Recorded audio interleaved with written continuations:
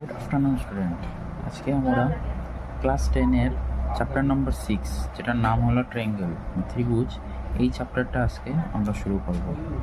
তো এই চ্যাপ্টারটা শুরু করার আগে প্রথমে আমাদের এই চ্যাপ্টারের মধ্যে মেইন হলো সদৃশ্য, মানে সিমিলারিটি, ঠিক আছে, ইংলিশে বলে সিমিলারিটি, এই কনসেপ্টটা আছে।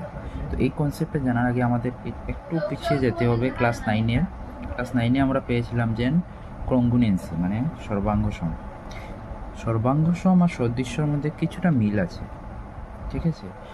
কংগ্রুয়েন্সি মানে সর্বাঙ্গ সম এবং সদৃশ্যটা কিছুটা মিল আছে, কিন্তু একটু আলাদাও আছে। তো আমরা দুইটার মধ্যে ডিফারেন্সটাও বুঝতে হবে, কারণ এক্সামের সময় যখন এমসিকিউ আসবে কনসেপ্টের উপরে, তখন আমাদের এই ডিফারেন্সটাই বুঝতে হবে, ডিফারেন্স বুঝে আনসার করতে হবে। আমরা যদি সদৃশ্য বলে, তো আমরা যদি কংগ্রুয়েন্সি মানে সর্বাঙ্গ সমের নিয়মটা লাগিয়ে দিই তাহলে হবে না, ঠিক আছে। তো দুটার মধ্যে ডিফারেন্টটাও বুঝতে হবে। তো আমরা আগের পড়াটা কিছুটা একটু রিভাইজ করে নেব প্রথমে, মানে সর্বাঙ্গ সমের কিছু কনসেপ্টটা একটু ডিসকাস করে নেব, তারপর আমরা সদৃশ্যতে যাব, ঠিক আছে। তো সর্বাঙ্গ সম, যদি আমি বলি দুইটা ত্রিভুজ আছে, এখানে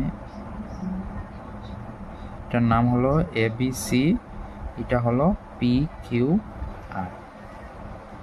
দুইটা ত্রিভুজ কোন সময় সদৃশ্য হয়, সর্বাঙ্গ সম হয়? যখন দুইটা ত্রিভুজের মধ্যে যে কোনো তিনটা জিনিস সেম থাকে, ইকুয়াল থাকে, ঠিক আছে, তখন কি সর্বাঙ্গ সম হয়।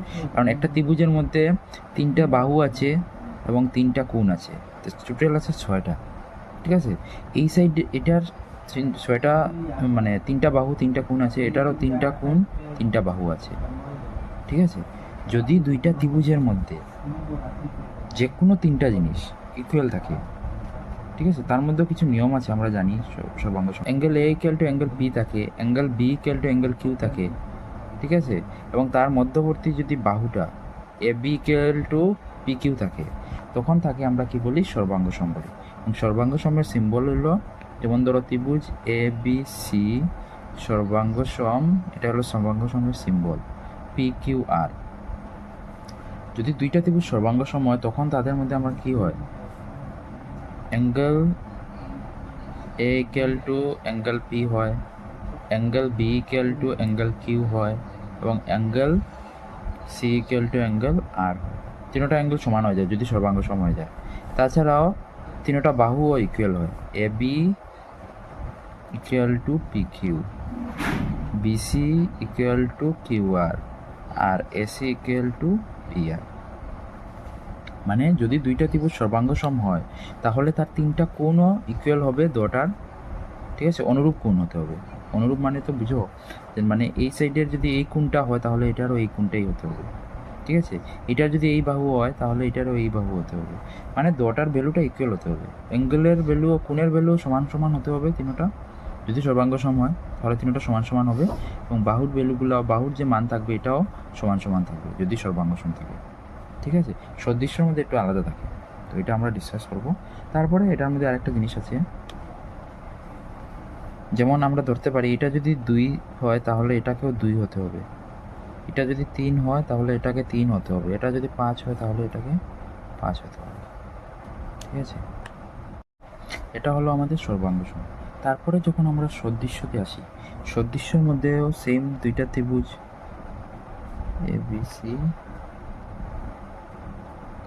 ABC, এটা হলো PQR। এখন এই যে দুইটা ত্রিভুজ আছে, এই দুইটা ত্রিভুজের মধ্যে যদি আমরা সদৃশ্য বলি, তো ত্রিভুজ ABC সদৃশ্য ত্রিভুজ PQR।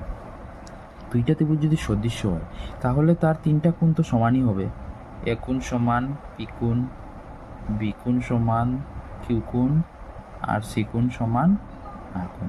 এটারও সেম অনুরূপ কোণগুলো সমান হতে হবে, ঠিক আছে। যেমন এটা সমান এটা হতে হবে, এটা সমান এটা হতে হবে, এবং এটা সমান এটা হতে হবে। তার কোণ যে হিসাবে সমান থাকবে এই হিসাবে নামও থাকে, ঠিক আছে। কিন্তু বাহুর ক্ষেত্রে কী হয়, এখানে যেরকম বাহুগুলো ইকুয়াল ছিল সর্বাঙ্গ সমে, সদৃশ্যতে ইকুয়াল থাকে না, সদৃশ্যতে থাকে হলো অনুপাতটা ইকুয়াল থাকে। যেমন ধরো আমি যদি বলি এই ত্রিভুজের যদি AB বাহু ধরি, তাহলে এই ত্রিভুজের PQ, এই দুইটার যে রেশিও বেরোবে এটা ইকুয়াল হবে BC, এই ত্রিভুজের BC আর এই ত্রিভুজের QR। ইকুয়াল টু এই ত্রিভুজের এসি আর এই ত্রিভুজের পিআর এর সমান। মানে এখানে বাহুর অনুপাত যেটা থাকবে এটা সমান থাকবে, আর এখানে হলো বাহুগুলো সমান থাকবে। সর্বাঙ্গ সমের মধ্যে আর সদৃশ্যের মধ্যে এটা তফাৎ যে এখানে যদি দুইটা ত্রিভুজ যদি সর্বাঙ্গ সম হয় তাহলে তার বাহুগুলো সমান থাকবে, ঠিক আছে। আর সদৃশ্য যদি হয় তাহলে তার বাহুগুলোর অনুপাত সমান থাকবে। যেমন এখানে বলেছিলাম যে 2 থাকলে এখানেও 2 হবে, এটা যদি 3 থাকে এটাও 3 হবে, এটা যদি 5 থাকে তো এটা 5 হবে। এখানে অনুপাত বলেছে, যেমন এটাতে যদি আমি ধরি 2 তো এইটা হবে 4, ঠিক আছে। এটা যদি ধরি আমি 3 এটা হবে 6, এটা যদি ধরি আমি 5 এটা হবে 10। কারণ দেখো AB/PQ তো 2/4, 2/4 এদিকে হবে 3/6 আর এদিকে হবে 5/10। তো রেশিও কী আসবে? 2 2 যা 1, 1/2, এখানেও 3 1 যা 3, 3 2 যা 6, এটা 5 1 যা 5, 5 2 যা 6, তো সবটার রেশিও কী বাড়ছে? 1/2, ঠিক আছে। রেশিও 1/2 বাড়াচ্ছে। তার মানে যদি দুইটা ত্রিভুজ সদৃশ্য হয় তাহলে তার বাহুর যে অনুপাতটা থাকবে তখন সেটা সমান থাকবে, ঠিক আছে। এটাকে বলে সদৃশ্য।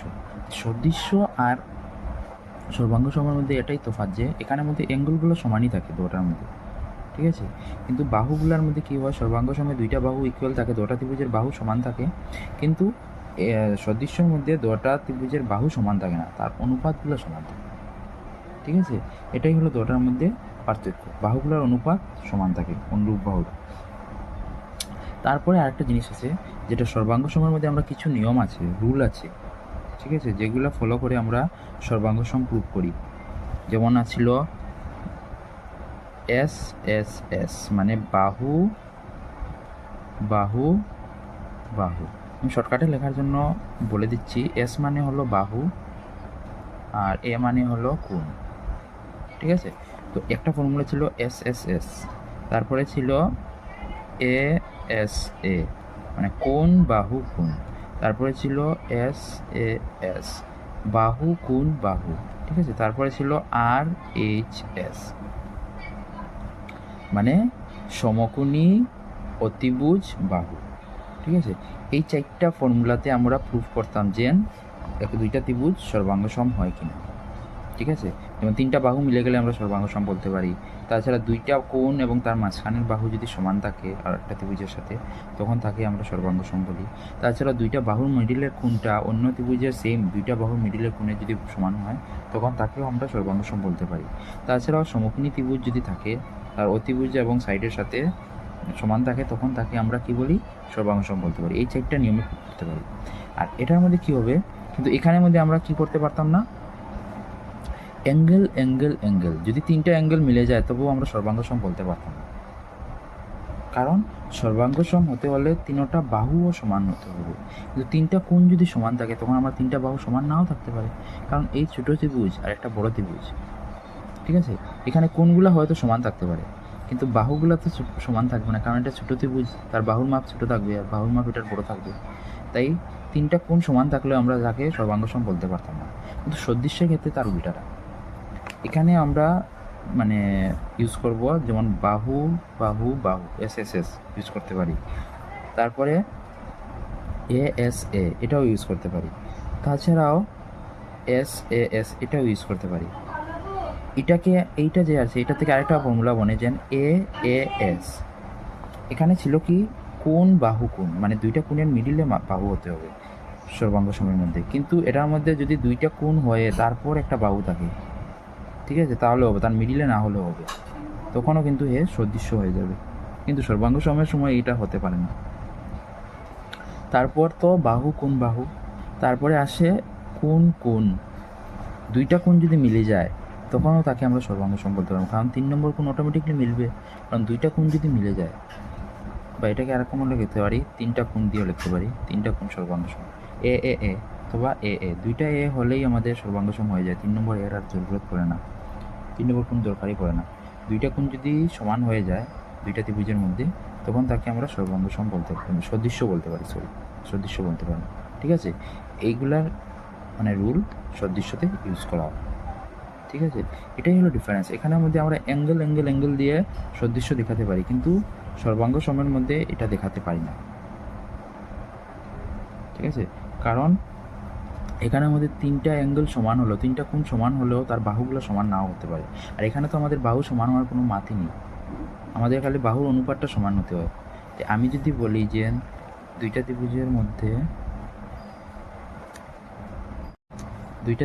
মধ্যে যদি কোণগুলো সমান থাকে, এই কোণ দুইটা কোণ যদি সমান থাকে যায়, তখন আমরা বাহুর অনুপাত দেখিয়ে তাকে সর্বাংশ বলতে পারি। কারণ এখানে যদি 2 থাকে, এখানে 4 থাকে, বাহু ডিফারেন্ট হতে পারে কিন্তু অনুপাতটা সেম হতে হবে, 3, 6। তো অনুপাতটা কী পাবো, 2/4 হলে 1/2 বেরিয়ে যাবে। আর এখানে যদি আমি 4/6 লিখি তাহলেও 3/6 লিখি তাহলেও 1/2 বেরিয়ে যাবে। তো আমার অনুপাত তো সমানই বেরিয়ে যাচ্ছে, তাহলে আমরা দুইটা ত্রিভুজকে সদৃশ্য বলতে পারবো। এটাই হলো মেইন ডিফারেন্স সদৃশ্য এবং সর্বাঙ্গ সমের মধ্যে। সর্বাঙ্গ সমের মধ্যে কী হতে হয়, কোণগুলো সমান হয় এবং বাহুগুলোকেও সমান হতে হয়। আর কিন্তু সদৃশ্যের মধ্যে কোণগুলো সমান হয় কিন্তু বাহুগুলো সমান না হলেও হবে, বাহুগুলার মানে অনুপাতগুলা সমান হতে হবে। ঠিক আছে, তারপরে কিছু কোয়েশ্চন আসে যে সর্বাঙ্গ সম যদি থাকে কোনো দুইটা ত্রিভুজ, ঠিক আছে, দুইটা ত্রিভুজ যদি সর্বাঙ্গ সম হয় তাহলে এটা সদৃশ্য মানে হবেই। দুইটা ত্রিভুজ যদি সর্বাঙ্গ সম থাকে তার মানে তার বাহুর ভ্যালু সমান, এটা 2, এটা 2, এটা 3, এটা 3, এটা 4, এটা 4। দুইটা ত্রিভুজ যদি সর্বাঙ্গ সম থাকে, যেমন ABC আর PQR, তো ত্রিভুজ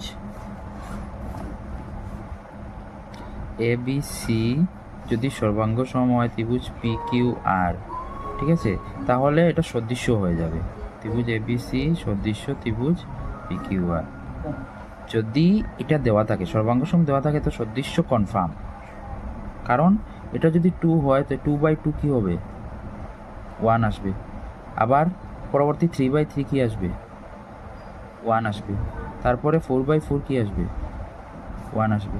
তো তিনোটার রেশিও কী হয়ে যাচ্ছে, 1:1:1, তো সমানই বাড়ছে।